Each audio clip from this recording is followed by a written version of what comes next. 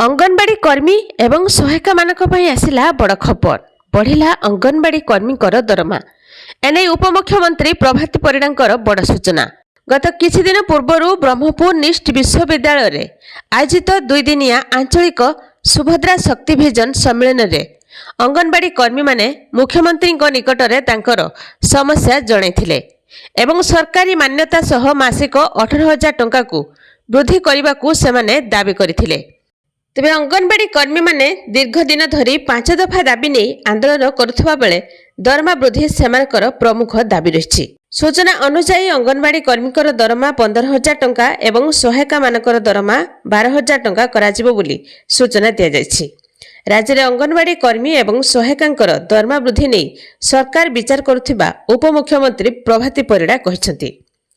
तो बहुत जल्दी बढ़िबो अंगनवाड़ी कर्मी एवं सहायिका मानकर दरमा।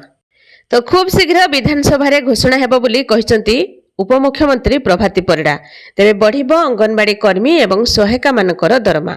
एने बड़ सूचना दैछंती उपमुख्यमंत्री प्रभाती परिडा।